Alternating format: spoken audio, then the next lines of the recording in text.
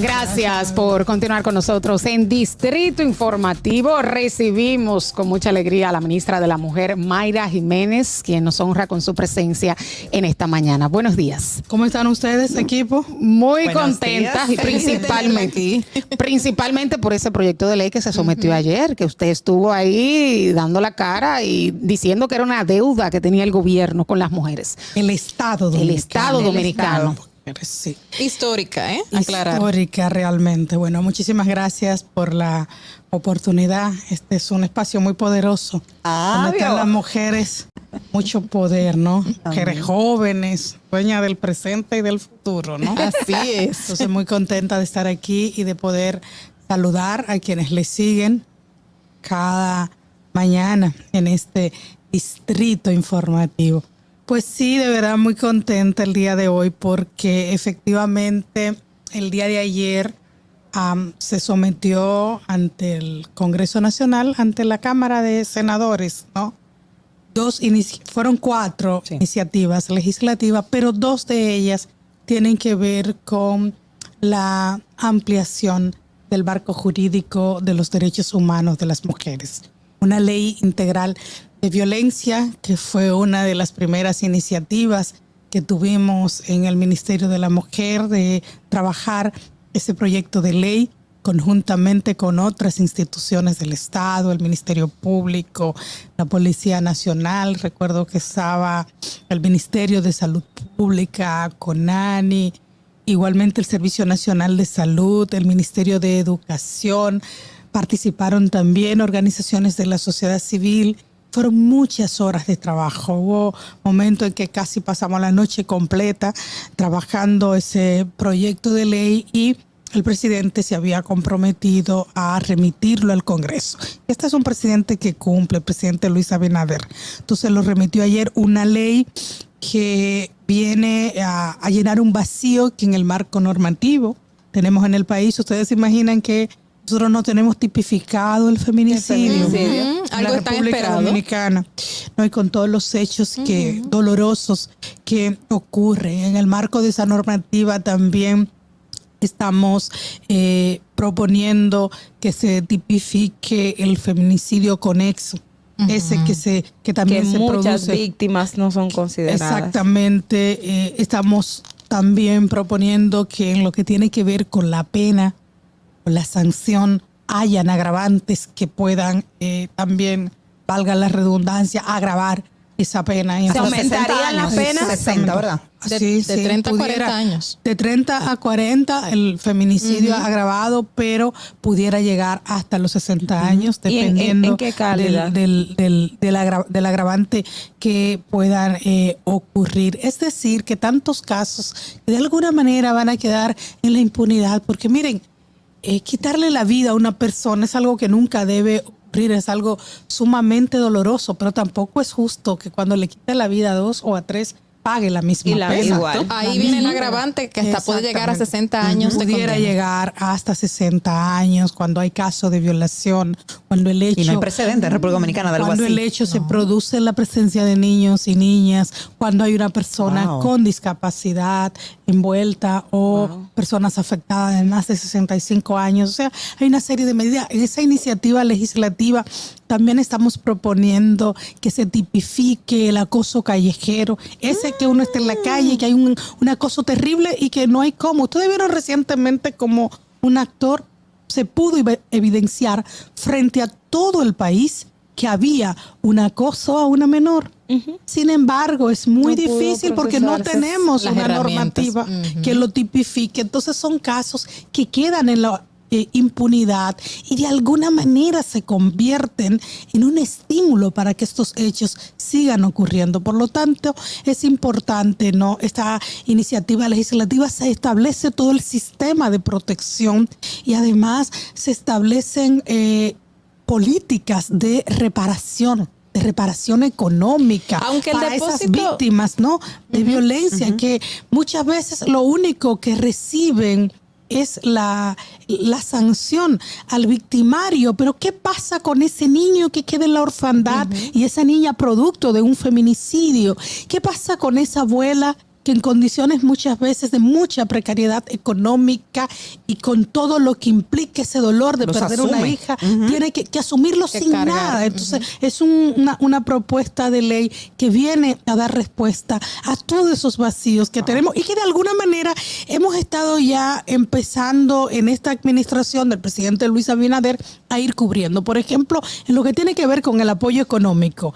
Y ahí me salgo de la ley para decir que estamos haciendo. Pero antes de Pusimos en salirse marcha de un la programa ley, económico. me interesa mucho este punto que usted planteaba de las penas y lo que se plantea. Sin embargo, tenemos un Congreso que lamentablemente tenemos muchos proyectos que van precisamente a fortalecer la persecución en cuanto a violencia doméstica, violencia contra la mujer, que tenemos en el Código Penal se quería justificar, de hecho, el maltrato a lo interno, la violación de una pareja hacia otra. O sea, ¿cómo lograr que ese Congreso que ha frenado proyectos precisamente que van en la línea de garantizar la persecución en los casos de violencia intrafamiliar, le den el respaldo a este proyecto de ley? Yo pienso que ahora inicia el desafío.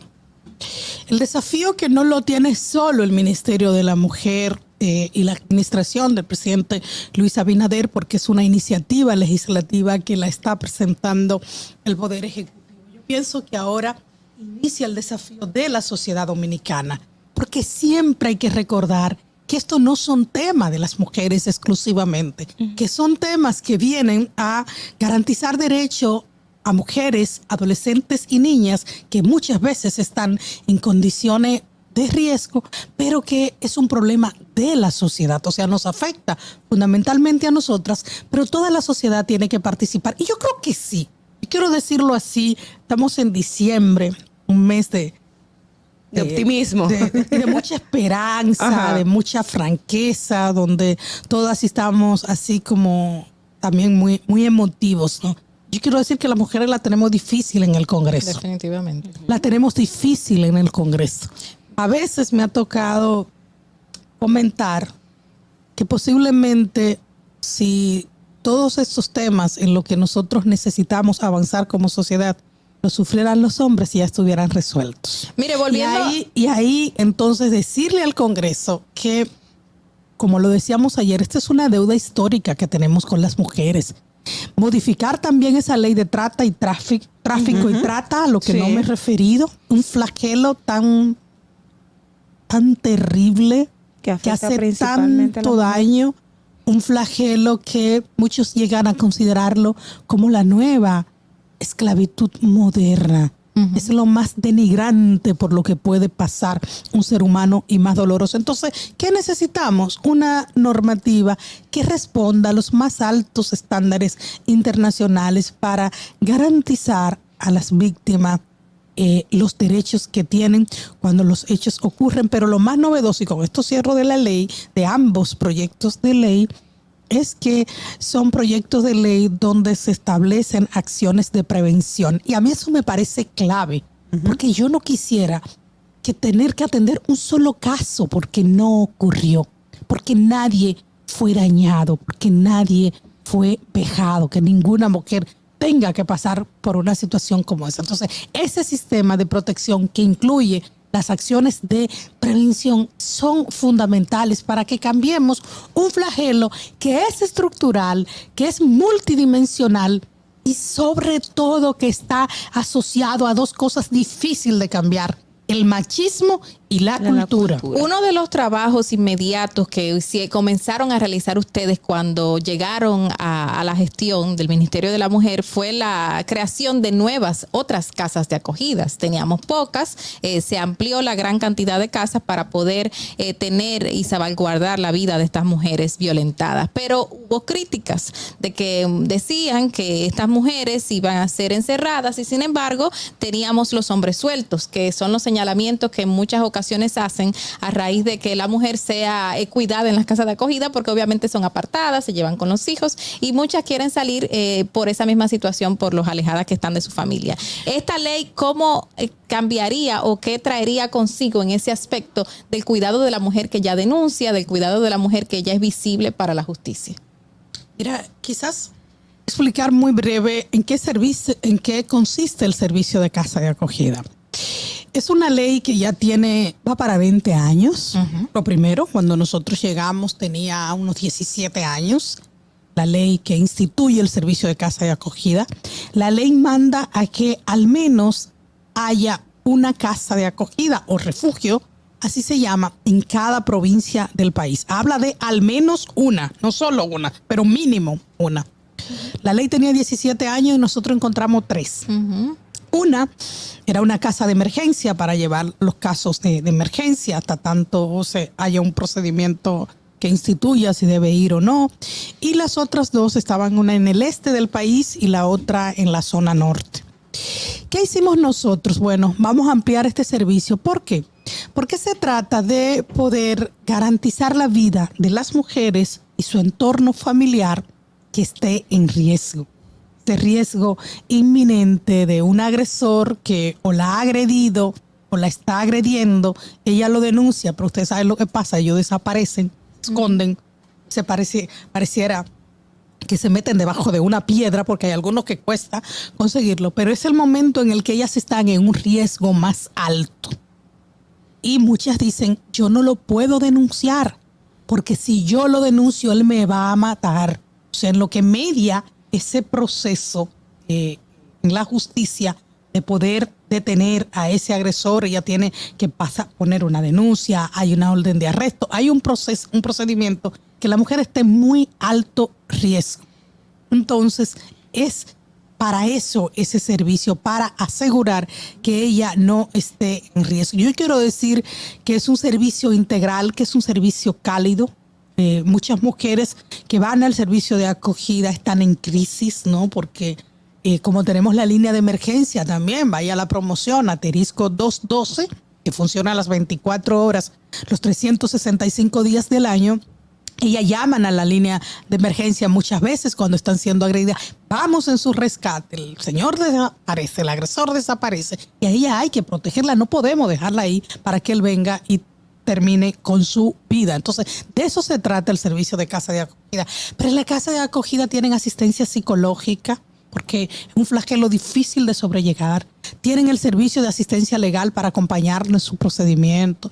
Tienen servicio de salud, porque ahí, repito, llegan en condiciones difíciles. Hay atención para sus niños y sus niñas. Están en condiciones de dignidad y en condiciones de seguridad. Hoy tenemos 16 en todo el país. En menos los primeros 2 años, para ser exacta, en el primer año y medio, logramos abrir estos centros. Compramos un centro para atender el Gran Santo Domingo con capacidad para 200 personas y atención especializada. Es decir, que es un servicio que hemos ampliado, pero también hemos ampliado en todo el territorio nacional los servicios de asistencia legal, de asistencia psicológica.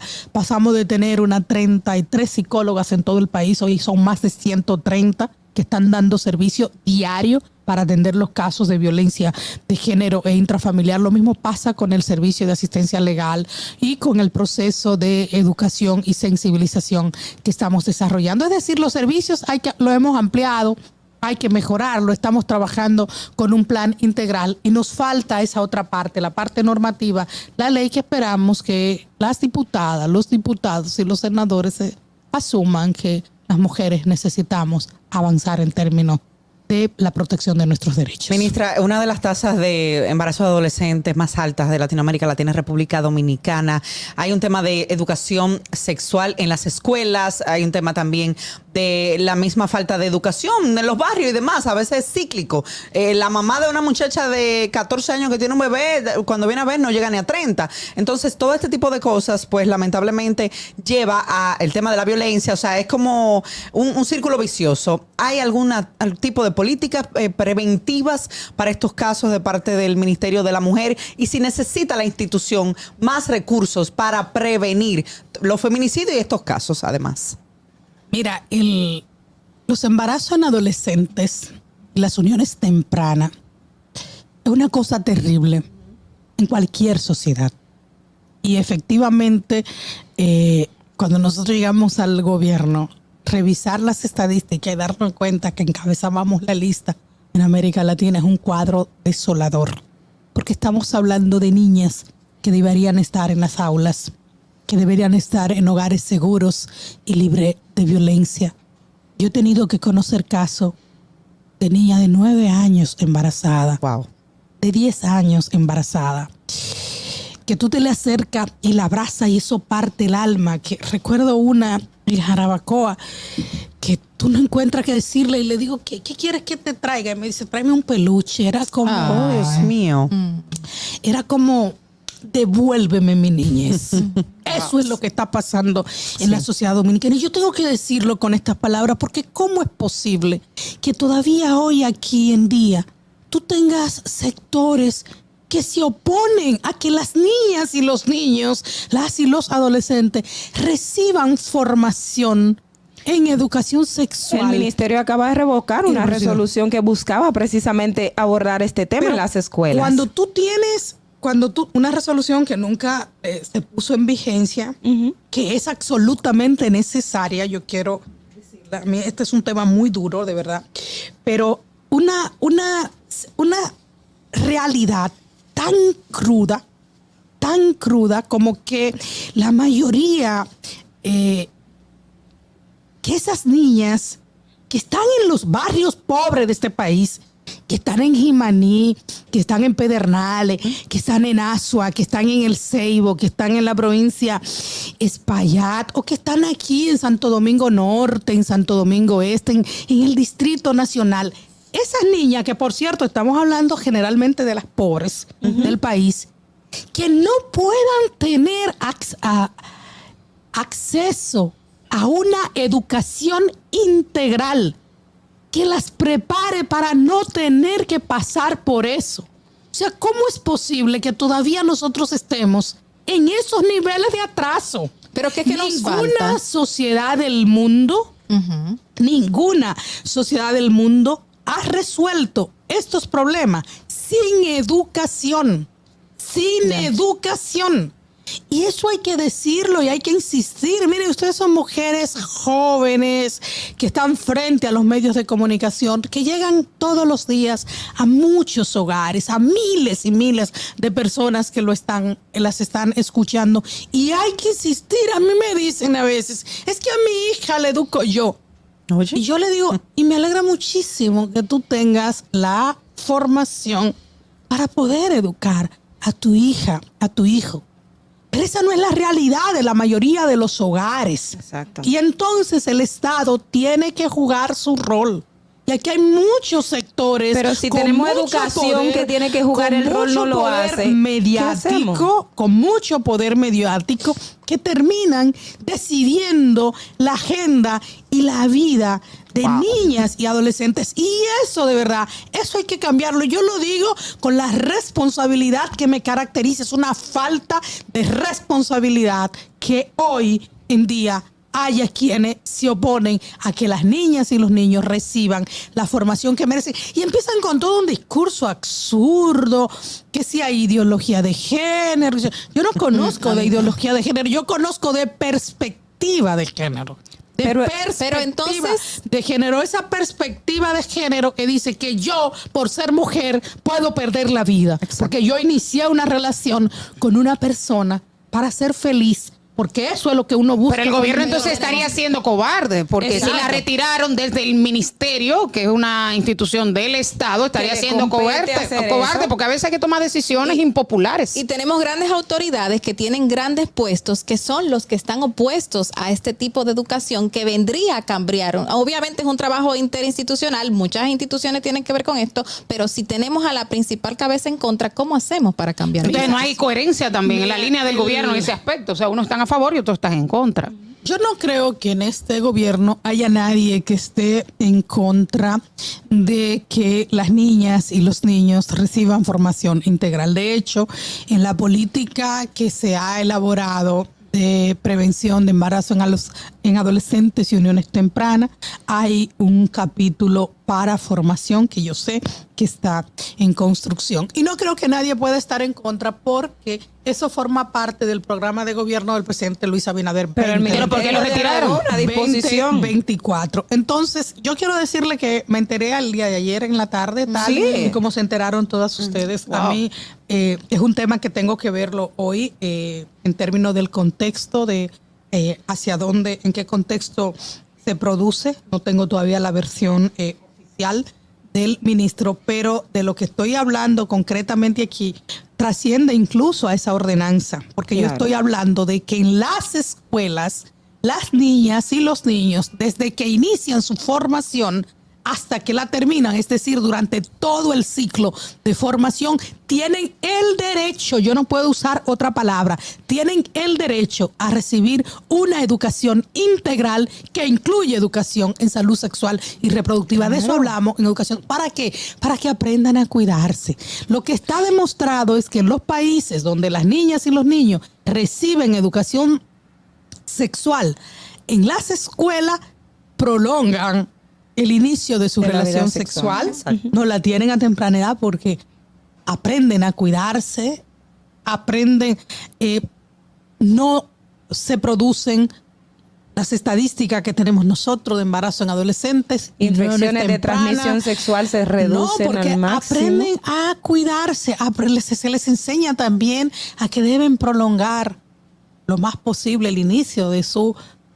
vida sexual, que hay emociones que van a tener y se le enseña a cómo manejarla. Pero repito, eso es un tema de educación que esta sociedad, porque es un tema de la sociedad, no es solo de nosotros, aquí hay una parte de la sociedad que entendemos que la educación es el camino y hay otra parte que entiende que no, que es el desconocimiento, el camino, que es el desconocimiento, el camino. Entonces, los gobiernos, yo quiero decirlo con toda franqueza, gobiernan para todos y para todas. Entonces, siempre lo enfoco desde esta mirada porque hay que entender que este es un tema donde gente que no está en el gobierno es muy insistente. Pero usted se refiere a las en que iglesias. no se aborte. ¿O no quiere referirse aquí? Las iglesias son parte del Exacto. problema No, para son que las haya únicas. educación integral en las escuelas. Eso hay que decirlo también, pero al final hay que insistir en que es una responsabilidad fundamentalmente del Estado y que el Estado tiene que jugar su rol. Ministra. Yo sé que este presidente, que mi presidente, el presidente de todas las dominicanas y los dominicanos, Luis Abinader, sabe que es con educación y con más educación que vamos a transformar esta sociedad. Nosotros mismas, desde el Ministerio de la Mujer, hemos aportado al Ministerio de Educación cátedras educativas. Para la vida le hemos llamado, donde se abordan todos estos temas, todo lo que tiene que ver con derecho, porque aquí hay que formar, y con esto quiero cerrar, aquí hay que formar en valores de respeto, en valores de igualdad, de equidad.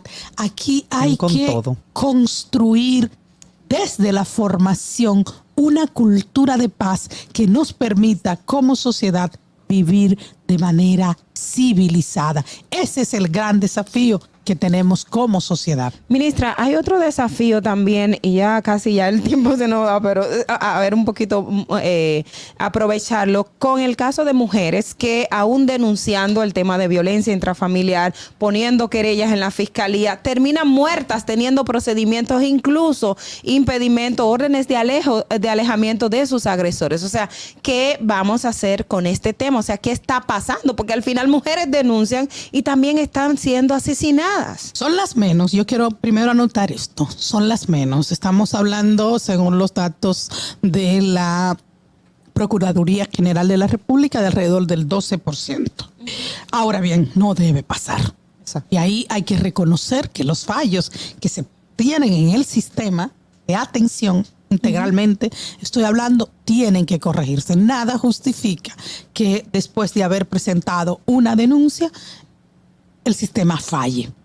Y lo hemos estado viendo en la mesa interinstitucional, intersectorial que tenemos. Tenemos el gabinete de mujeres para el tema de violencia, donde están todas las instituciones y estamos viendo dónde han estado los fallos y dónde hay que corregir, porque no se justifica. Sin embargo, decir que son las menos y que al contrario, la mayoría de las que denuncia no se convierte en una víctima más. Y por eso nosotros hemos estado en el mes de noviembre y las primeras 2 semanas de diciembre en todo el territorio nacional, tocando los hogares, informándoles cómo detectar los casos de violencia y qué hacer si descubren uno. Porque esto es un delito de orden público Y todas y todos tenemos que actuar. Llevamos más de 800,000 personas impactadas en todo el país. Más del 40% de esas personas con las que hemos trabajado son hombres, y esto es muy importante también, porque hay que trabajar con los hombres. Claro. Yo decía que esto tiene que ver con la cultura machista y eso hay que cambiarlo.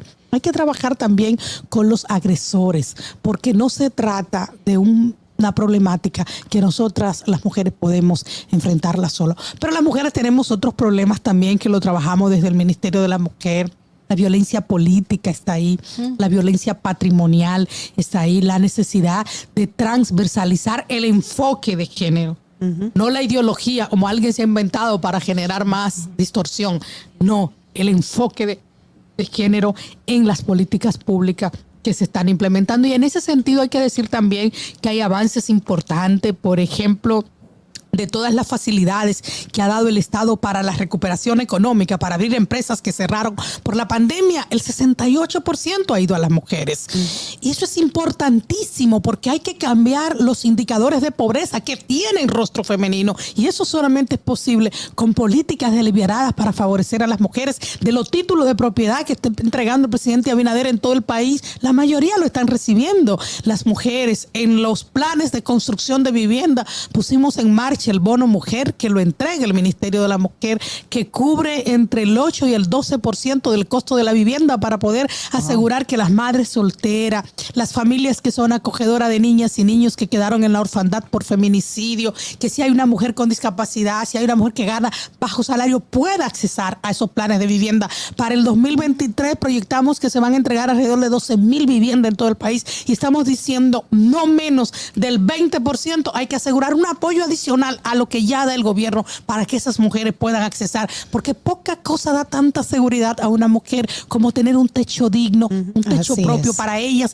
y para su familia. Recordar siempre que cuando progresan las mujeres, Ministra, progresa la sociedad. queremos seguir más, pero lamentablemente se nos ha ido el tiempo aquí en la radio. De verdad, muchísimas gracias por estar con nosotros. Y Yasmín Cabrera.